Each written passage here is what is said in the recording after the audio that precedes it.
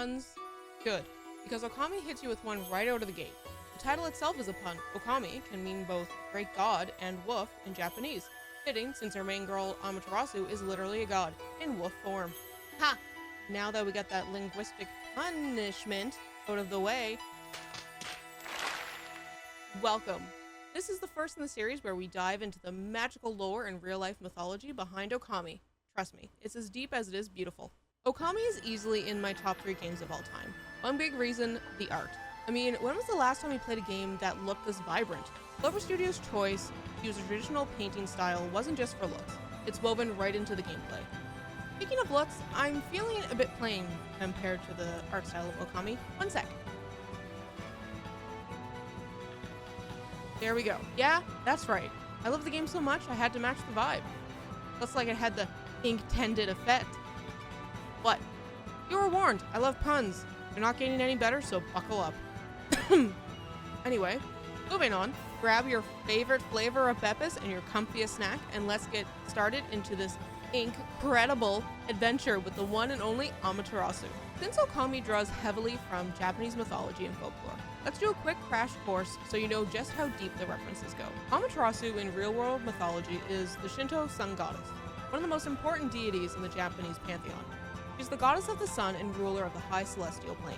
In Okami, Amaterasu appears as a majestic white wolf with crimson markings. Her tail is shaped like a calligraphy brush, known in the game as the Celestial Brush. It's more than just an aesthetic.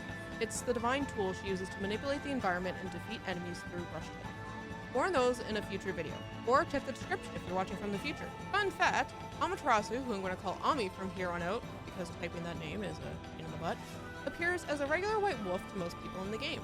Only humans with strong faith in the gods can actually see her to find markings in her weapon. I love this detail. It adds a sense of mysticism and ties beautifully into the game's themes of belief and restoration. Let's flip through the official art book for a second. You can really see the care and detail that went into Ami's design. The devs wanted to avoid the pet wearing clothes look, which is way harder than it sounds when your protagonist is a 4-legged creature that uses weapons. Early concepts featured more traditional Japanese items, absolutely gorgeous, but I can see why they opted for the more stylized final forms. And get this, in very early concept art, Ami had alternate forms, a dolphin for water segments and a falcon for high jumps. Sadly, both were scrapped, but how cool would have that been? Let's talk about Ami's divine tools, aka the stuff she uses to smack the evil out of demons. Divine instruments in Okami come in 3 flavors, reflectors, rosaries, and glaives.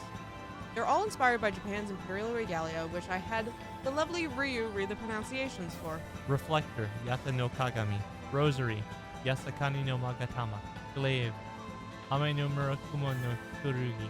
Thank you so much for joining me on this first step into the beautiful brushstroked world of Okami. This is just part 1 of my lore series. Let me know in the comments if I missed anything or if there's a topic you'd love to see next.